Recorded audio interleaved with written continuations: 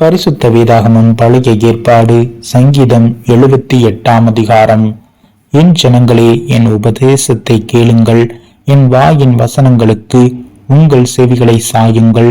என் வாயை உவமைகளால் திறப்பேன், பூர்வ காலத்து மறைபொருள்களை வெளிப்படுத்துவேன்.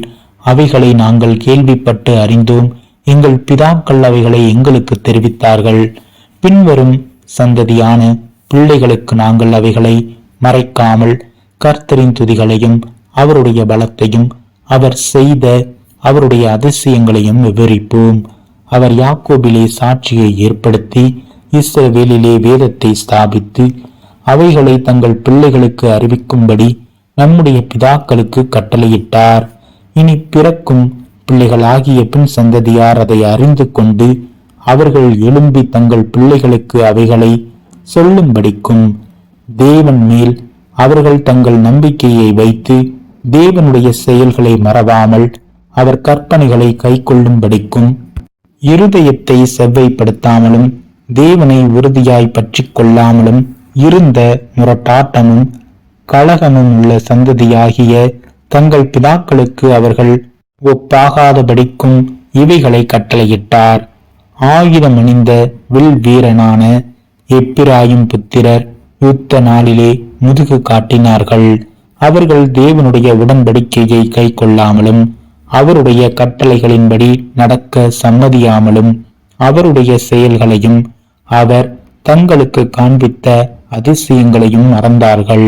அவர்களுடைய பிதாக்களுக்கு முன்பாக எகிப்து தேசத்து சோவான் வெளியிலே அவர் அதிசயமானவைகளை செய்தார்.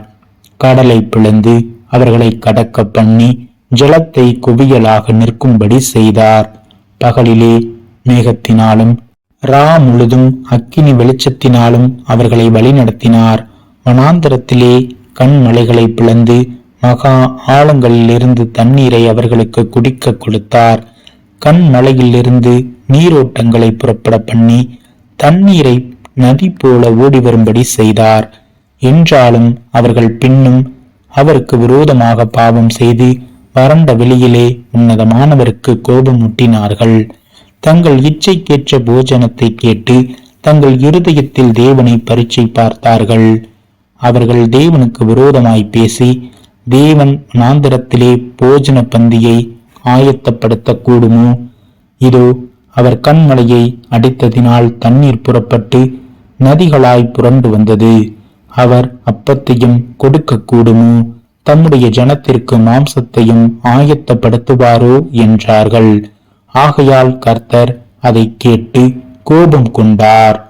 அவர்கள் தேவனை விசுவாசியாமலும் அவருடைய இரட்சிப்பை நம்பாமலும் போனதினால் யாக்கோபுக்கு விரோதமாய் அக்கினி பற்றி எரிந்தது, இஸ்ரவேலுக்கு விரோதமாய் கோபம் உண்டது. அவர் உயரத்தில் உள்ள மேகங்களுக்கு கட்டளையிட்டு வானத்தின் கதவுகளை திறந்து மன்னாவை அவர்களுக்கு ஆகாரமாக வருஷிக்க பண்ணி வானத்தின் தானியத்தை அவர்களுக்கு கொடுத்தார். தூதர்களின் அப்பத்தை மனுஷன் சாப்பிட்டான். அவர்களுக்கு ஆகாரத்தை பூரணமாய் அனுப்பினார். ஆகாசத்திலே கீழ்காற்றை வரப்பண்ணி தம்முடைய வல்லமையினால் தென்றலையும் வீச செய்து மாம்சத்தை தூளத்தனையாயும் சிறகுள்ள பறவைகளை கடற்கரை மணலத்தனையாயும் வருஷிக்க பண்ணி அவைகளை அவர்கள் பாளையத்தின் நடுவிலும் அவர்கள் கூடாரங்களை சுற்றிலும் இறங்க பண்ணினார். அவர்கள் புசித்து திருப்தி அடைந்தார்கள். அவர்கள் இச்சித்ததை அவர்களுக்கு கொடுத்தார். அவர்கள் தங்கள் இச்சையை வெறுக்கவில்லை. அவர்களுடைய போஜனம் அவர்கள் வாயில் இருக்கும் போதே தேவ கோபம் அவர்கள் மேல் எழும்பி அவர்களில் கொளுத்தவர்களை சங்கரித்து இஸ்ரவேலில் விசேஷித்தவர்களை மடிய பண்ணிற்று. இவையெல்லாம் நடந்தும் அவர் செய்த அதிசயங்களை அவர்கள் நம்பாமல் பின்னும் பாவம் செய்தார்கள். ஆதலால் அவர்கள் நாட்களை விருதாவிலும் அவர்கள் வருஷங்களை பயங்கரத்திலும் கழிய பண்ணினார். அவர்களை அவர் கொல்லும்போது அவரை குறித்து விசாரித்து அவர்கள் திரும்பி வந்து தேவனை அதிகாலமே தேடி தேவன் தங்கள் கண்மலை என்றும் உன்னதமான தேவன் தங்கள் மீட்பர் என்றும் நினைவு கூர்ந்தார்கள். ஆனாலும் அவர்கள் தங்கள் வாயினால் அவருக்கு இச்சகம் பேசி தங்கள் நாவினால் அவரிடத்தில் பொய் சொன்னார்கள். அவர்கள் இருதயம் அவரிடத்தில் நிலை வரப்படவில்லை. அவருடைய உடன்படிக்கையில் அவர்கள் உண்மையாயிருக்கவில்லை. அவரோ அவர்களை அழிக்காமல் இரக்கமுள்ளவராய் அவர்கள் அக்கிரமத்தை மன்னித்தார். அவர் தமது உக்கிரம் முழுவதையும் எழுப்பாமல் அநேக தரம் தமது கோபத்தை விலக்கிவிட்டார். அவர்கள் மாம்சம் என்றும் திரும்பி வராமல் அகழுகிற காற்றென்றும் நினைவு கூர்ந்தார். எத்தனை தரமோ வனாந்திரத்திலே அவருக்கு கோபம் முட்டி அவாந்திர வழியிலே அவரை விசனப்படுத்தினார்கள். அவர்கள் திரும்பி தேவனை பரீட்சித்து பார்த்து இஸ்ரவேலின் பரிசுத்தரை மட்டுப்படுத்தினார்கள். அவருடைய கரத்தையும் அவர் தங்களை சத்துருவுக்கு விலக்கி மீட்ட நாளையும் நியாமற் போனார்கள். அவர் எகிப்திலே தம்முடைய அடையாளங்களையும் சோவான் வெளியிலே தம்முடைய அற்புதங்களையும் செய்தார்.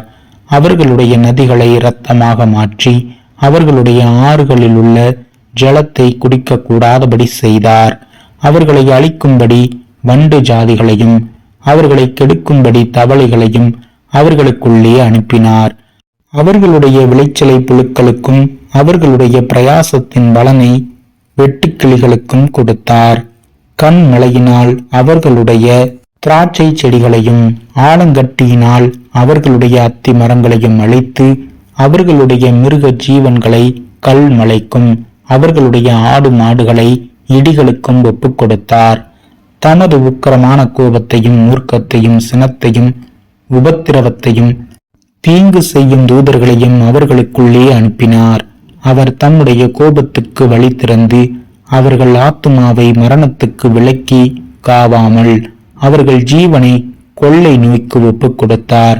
எகிப்திலே தலைச்சன்கள் அனைத்தையும் காமின் கூடாரங்களிலே அவர்களுடைய பலனில் முதற் பலனான யாவரையும் அழித்து தம்முடைய ஜனங்களை ஆடுகளைப் போல் புறப்பட பண்ணி அவர்களை வனாந்தரத்திலே மந்தையைப் போல் கூட்டிக் கொண்டு போய் அவர்கள் பயப்படாதபடிக்கு அவர்களை பத்திரமாய் வழிநடத்தினார்.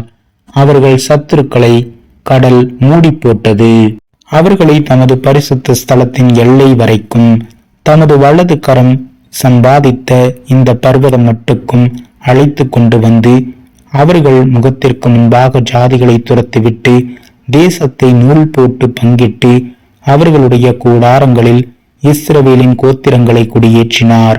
ஆனாலும் அவர்கள் உன்னதமான தேவனை பரீட்சித்து பார்த்து அவருக்கு கோபமுட்டி அவருடைய சாட்சிகளை கை கொள்ளாமற் போய் தங்கள் பிதாக்களைப் போல வழி விலகி துரோகம் பண்ணி மோசம் போகும் வெள்ளை போல் துவண்டு தங்கள் மேடைகளினால் அவருக்கு கோபமுட்டி தங்கள் விக்கிரகங்களினால் எரிச்சல் உண்டாக்கினார்கள்.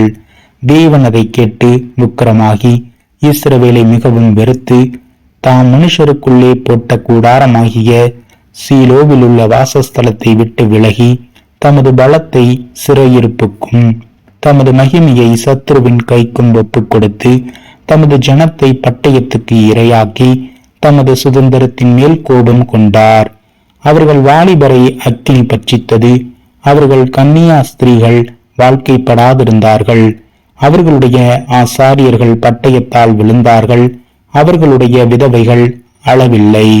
அப்பொழுது ஆண்டவர் நித்திரை தெளிந்தவனைப் போலவும் திராட்சை ரசத்தால் கெம்பீரிக்கிற பராக்கிரமசாலியைப் போலவும் விழித்து தன்னுடைய சத்துருக்களை பின்புறமாக அடித்து அவர்களுக்கு நித்திய நிந்தையை வரப்பண்ணினார். அவர் யோசேப்பின் கூடாரத்தை புறக்கணித்தார். எப்பிராயிம் கோத்திரத்தை அவர் தெரிந்து கொள்ளாமல் யூதா கோத்திரத்தையும் தமக்கு பிரியமான சீயோன் பர்வதத்தையும் தெரிந்து கொண்டார்.